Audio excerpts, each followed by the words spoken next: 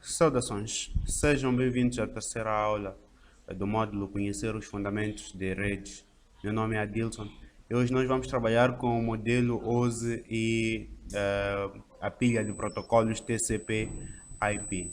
Antes mesmo de conhecermos como tal o modelo OSI, vamos começar pela sua história.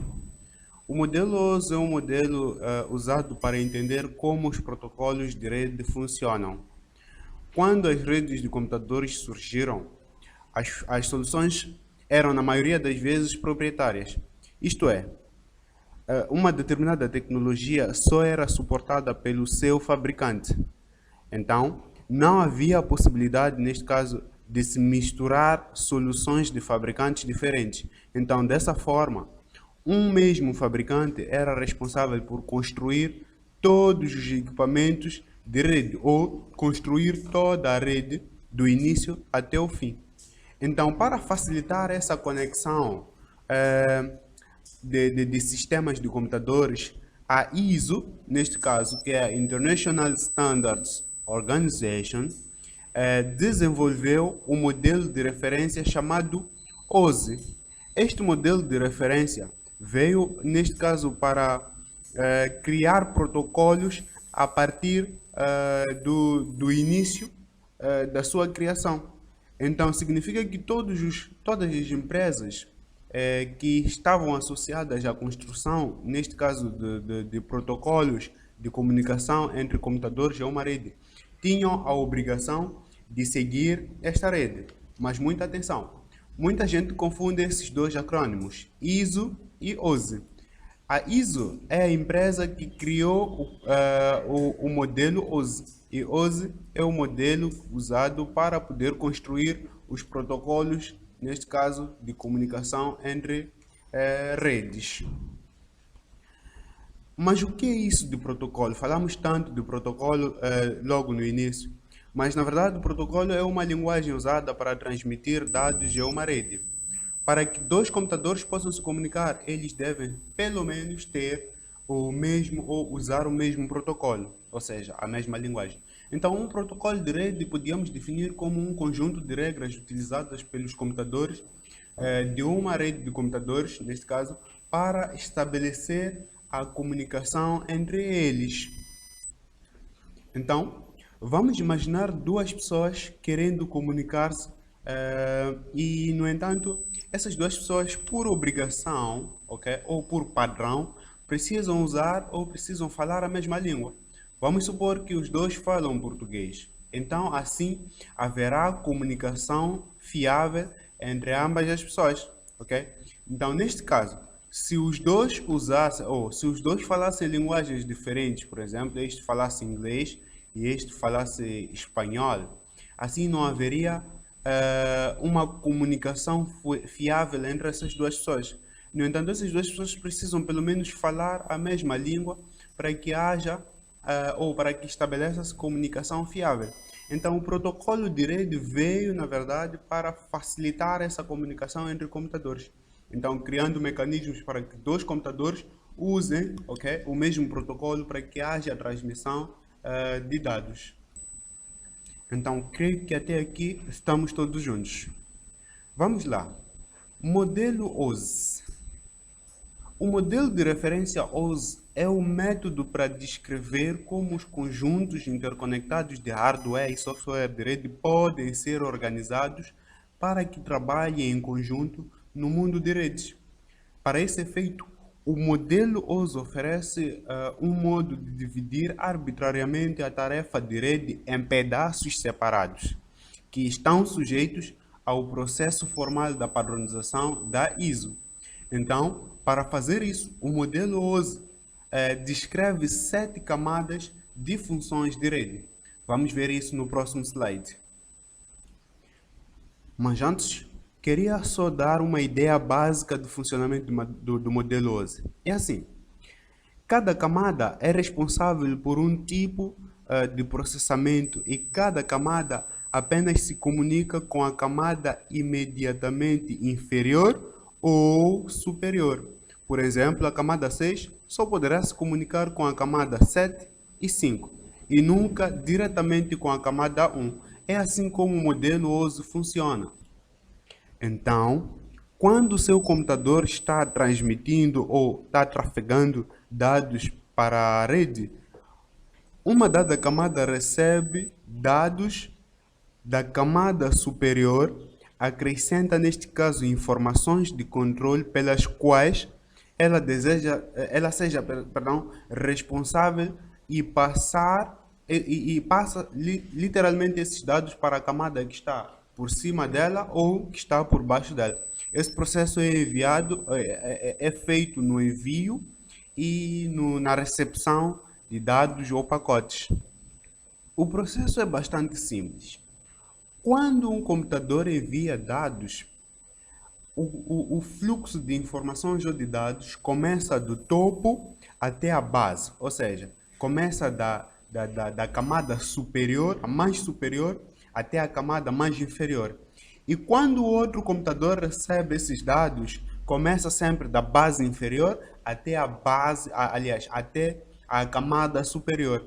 Então, esses dados partem da camada superior até inferior, a partir do computador de origem, e do computador de destino parte da camada inferior até a camada superior. Bastante simples. Então agora, vamos lá conhecer essas 7 camadas do modelo OSI. Nós temos essas camadas: aplicação, apresentação, secção, transporte, rede, enlace e física. Eu quis propor essa listagem, neste caso, do topo até a base, para poder mostrar primeiro o processo de envio, ou seja, o que o computador de origem faz para poder trafegar os dados até o seu computador de destino. Então, aquilo que eu explicava, começa sempre do topo até a base, que é da aplicação até física, e de seguida, quando essa informação trafega pelos cabos de rede, chegam a outro computador, significa que outro computador vai pegar esses dados a partir da camada física e vai enviá-los de camada em camada até chegar à camada de aplicação. Então agora nós vamos conhecer a função de cada camada do modelo OSI, desde a camada física até a camada de aplicação. Camada física.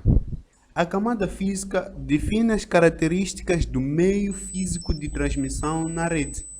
Esses meios podem ser através de conectores, interfaces, codificação ou modulação de sinais. Ou seja, essa camada é responsável pela estruturação de hardware, a transmissão de bits por um canal de comunicação. Essa transmissão deve garantir que, quando um lado envia um bit, o outro lado deverá receber realmente um bit e nada além disso. Nós sabemos que nós temos o bit 1 e o bit 0. Então, neste caso, a camada física é responsável por enviar um bit e vai ter a certeza e garante, na verdade, que a outra parte ou outro computador receba esse um bit e não o bit 0. Então, esta camada pega os quadros enviados pela camada superior a ela e os transforma em sinais compatíveis com o meio pelo qual deverão ser transmitidos. Vamos supor, queremos neste momento transmitir uma certa informação através de um canal de comunicação ou o cabo de rede. Então, o que vai acontecer é que a camada super que está em cima da camada física vai entregar esses quadros ou esses dados para a camada física. E a camada física será responsável por converter esses sinais recebidos pela camada superior em bits, para que esses possam ser transmitidos para a camada ou para o outro computador, porque esta é a camada inferior. É a camada de enlace.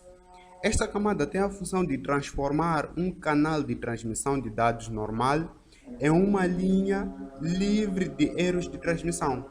Então, para isso, essa camada tem a função de mascarar os erros reais, de modo que a camada superior a ela não os perceba. Isto é possível usando o quadro de dados, ou seja, o transmissor divide os dados de entrada em um quadro de dados e transmite os quadros de forma sequencial. Se este serviço for confiável, o receptor, nesse caso o computador que vai receber esses dados, confirmará o recebimento através de um quadro de confirmação.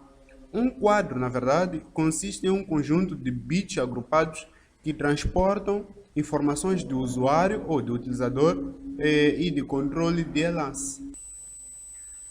A próxima camada é a camada de rede.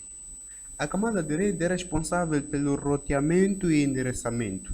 Para isso, esta camada determina como os pacotes ou os dados são roteados da origem até o destino. Lembram-se da última aula quando nós falamos de equipamentos de rede? Nós colocamos lá também os routers, que são equipamentos que servem para identificar o destino e escolher a melhor rota para poder chegar lá. Então, nesta camada, esses routers têm a mesma função, ok? Que é a partir de tabelas estáticas ou dinâmicas, escolherem qual é o melhor caminho para poder enviar pacotes de origem até ao destino. Esta camada tem a função também de controlar o congestionamento de pacotes. Controla também a qualidade do serviço oferecido, ou seja, controla o atraso, o tempo em trânsito, a instabilidade da rota, entre outros. Outra função desta camada é trafegar pacotes de uma rede para outra, onde o endereçamento das redes podem ser diferentes, ou a rede pode não receber o pacote por este ser muito grande, ou os protocolos também podem ser diferentes. A camada de rede deve permitir que redes homogêneas sejam elas conectadas. O que é isso de redes homogêneas? Redes que consigam ter os mesmos protocolos de comunicação para que possam estabelecer a comunicação. Lembra-se no início quando definimos o protocolo. A próxima camada é a camada de transporte. A camada de transporte tem a função de aceitar os dados acima dela. E depois de aceitar esses dados, essa camada divide em unidades menores, se for preciso neste caso, ok? Então, depois ele repassa essas camadas ou essas unidades à camada de rede, que é a camada que está inferior a ela, e assim garante que todos os fragmentos chegarão corretamente à outra extremidade. Bastante simples, pessoal. É assim. Vamos supor que este aqui é um pacote. Então, a camada de transporte vai pegar este pacote e vai fragmentá-lo em pequenos pedaços. Então, esses pedaços aqui serão transmitidos para a camada que está abaixo da camada de transporte. Essa camada aqui é a camada de rede. Então, essa camada de transporte recebe esses dados ou esses pacotes a partir da camada que está acima dela, que vamos ver no próximo slide. Então, ao receber esses pacotes, se esses pacotes forem maiores, ok? Ele vai dividir em pequenas partes e vai assim transmitir ou transferir esses dados para a camada que está inferior a ela, que é a camada de rede. Então, podemos ter um exemplo básico, né, de uma caixa. Ele recebe essa caixa a partir da camada superior a ela, pega os dados, fragmenta essa caixa em pequenos pedaços e assim ele poderá transmitir esses dados, ok, de forma segura para a camada que está abaixo dela, que é de rede, recebendo a partir de uma camada que até então é desconhecida, ok? Vamos ver esta camada lá no próximo slide. É importante também saber que esta camada, ok, de transporte determina o tipo de serviço usado para poder haver esse transporte de dados.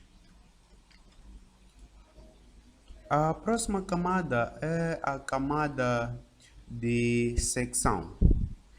A camada de secção permite estabelecer secções de comunicação entre os utilizadores de diferentes máquinas Esta secção oferece diversos serviços, como, por exemplo, o serviço de controle de diálogo, que tem a função de manter o controle de quem deve transmitir em cada momento. Também tem outro serviço que é o gerenciamento de tokens, que impede que duas partes tentem executar a mesma operação crítica ao mesmo tempo. E o outro serviço é o serviço da sincronização, que realiza a verificação periódica de longas transmissões para permitir que elas continuem a partir do ponto em que estavam a ocorrer ou em que estava a ocorrer uma falha. E assim vai haver uma recuperação subsequente. Então, esse também recupera falhas a partir de eventuais sincronizações. A outra camada é a camada de apresentação, que é a sexta e penúltima camada. A camada de apresentação é responsável pela uniformização de mensagens, ou seja, a camada de apresentação está relacionada à sintaxe e à semântica das informações transmitidas, e esta camada também gerencia as estruturas de dados abstratas. Essas estruturas permitem a comunicação entre computadores de diferentes tipos de representações internas de dados. Então, vamos imaginar dois computadores, ok? Dois computadores que requerem ou querem transmitir informações. Então, o que vai acontecer é que essa camada de apresentação vai estabelecer que se este computador envia esses dados para o outro computador, ok? Haja pelo menos a interpretação desses dados, usando neste caso a sintaxe e a semântica, ok? A sintaxe e a semântica. Então, se esses computadores têm diferentes representações de dados, ok?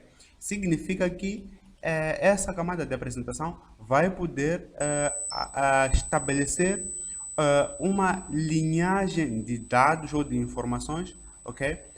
De forma que esses dois computadores sejam todos, ou que os dois interpretem os mesmos dados ou as mesmas informações. A última camada deste modelo é a camada de aplicação. A camada de aplicação é responsável pela utilização de mensagens e esta camada possui vários protocolos necessários para os utilizadores. Esses protocolos, um dos protocolos, neste caso mais usados, é o mais conhecido por todos nós, que é o protocolo HTTP, que significa Hypertext Transfer Protocol. Então, esse quando um computador, perdão, ou quando um utilizador digita um endereço em um navegador, o navegador vai solicitar esse endereço no servidor, ok? Que hospeda esse endereço aí. Vamos supor que o utilizador quer aceder ao site do Instituto Foco. Então, o que vai acontecer é que o utilizador vai digitar no navegador o www.institutofoco.com e assim o navegador vai buscar esse endereço aqui no servidor que hospeda o mesmo endereço, ok? Então, ao buscar esse endereço aqui, o servidor responde ao utilizador, ok? Exibindo neste caso a página que está associada a este endereço. Então é daí que o utilizador consegue aceder aos dados ou informações que estão patentes nessa página. Então, a próxima etapa, pessoal, é saber como é que esses dados são transmitidos de camada em camada até chegar ao utilizador final ou ao computador de destino. Então, vamos ver isso no próximo slide. Porém, vamos lá. Como é que esse processo todo funciona? É assim, o processo cria uma mensagem, ok? Cria uma mensagem. E esta mensagem, ok? Vai passando de camada em camada, pegando os cabeçalhos, ok?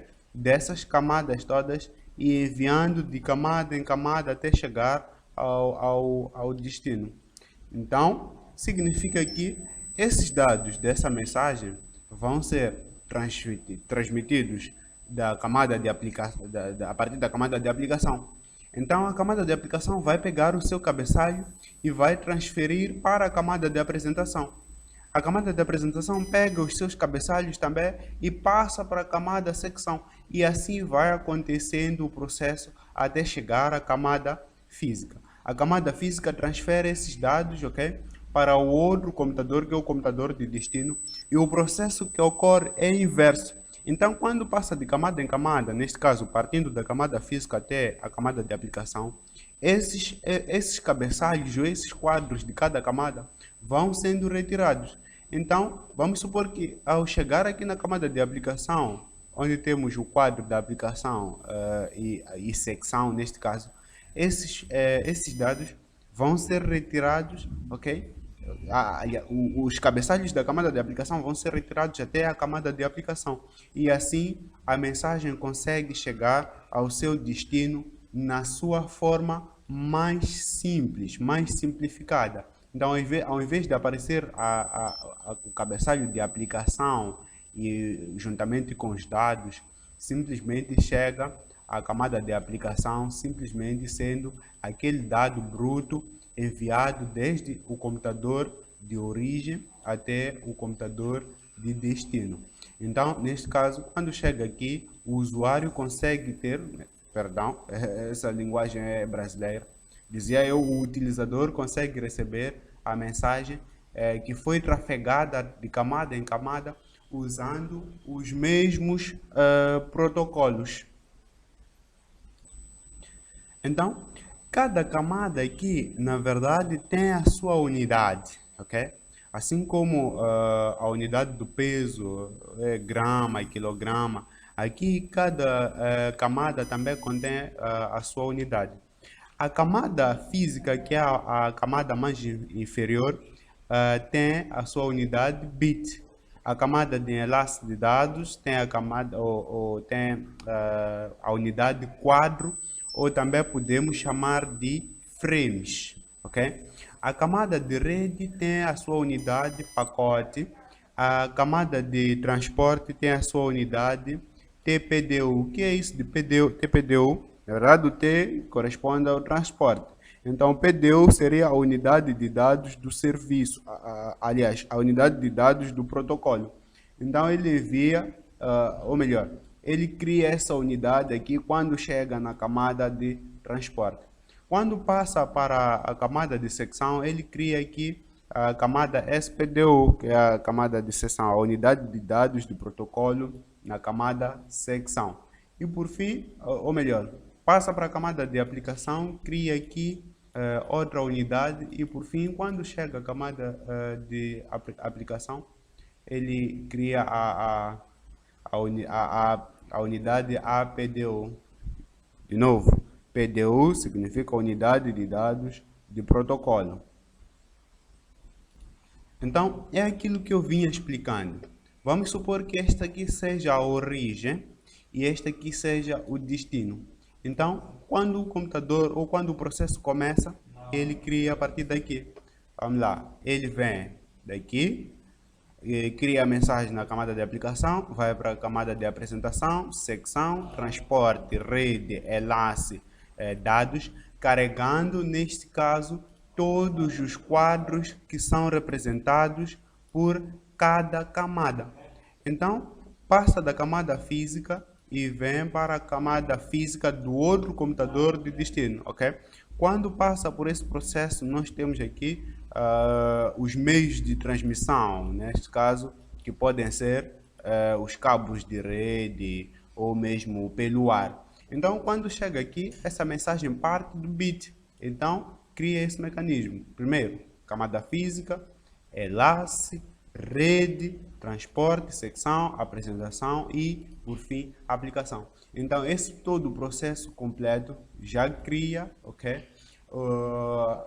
Já cria mecanismos da mensagem poder ser trafegada de um computador de origem até um computador de destino. Então, criado esse todo o processo, ok? Ele baseia-se em protocolos, ok? Que são todos protocolos associados a cada camada. E esses protocolos precisam ser os mesmos, tanto na origem como também no destino. Então, de forma resumida, podíamos aqui dizer a camada física é, é a camada que trata de transmissão de bits normais por um canal de comunicação. A sua unidade é bit. A camada delas tem a principal função de transformar um canal de transmissão normal em uma linha que pareça livre de erros de transmissão. E a sua unidade é quadros ou frames. A camada de rede controla a operação de subrede, determina como os protocolos, ou melhor, como os pacotes são roteados da origem até o destino. E a sua unidade é pacotes ou dados. A camada de transporte tem a função de aceitar os dados da camada acima dela e assim divide-os em menores unidades, fragmenta-os, em outras palavras, se for preciso. Então, depois repassa essas unidades para a camada de rede, que é a camada que está inferior a ela, para garantir assim que todos os fragmentos chegarão corretamente à outra extremidade. E esta camada também de transporte determina o tipo de serviço. A sua unidade é TPDU ou simplesmente segmentos. A camada de secção faz o controle do diálogo, o gerenciamento de tokens e a sincronização, e a sua unidade é SPDU. A camada de apresentação trata da sintaxe e a semântica das informações, neste caso, e garante a comunicação entre computadores com diferentes tipos de representação de dados, e a sua unidade é PPDU. E por fim, a camada de aplicação contém uma série de protocolos que são comumente necessários para os utilizadores, que neste caso pode ser dado como HTTP, e a sua unidade é a PDU. Então, é isso, pessoal. A próxima aula vamos trabalhar com o modelo TCP/IP. Estou a ver que esta aula ficou bastante extensa sobre o modelo OSI. A próxima aula será sobre a pilha de protocolos TCP/IP e vamos ver também a comparação entre esses dois modelos, o modelo OSI neste caso e a pilha de protocolo TCP/IP. Mais dúvidas, coloquem lá no fórum de dúvidas, ok? Na plataforma. Esse vídeo também vão achar lá na plataforma, a qualquer altura que vocês quiserem. Eu vou colocar lá o link na secção links para que vocês possam acompanhar. Então é isso, até a próxima aula.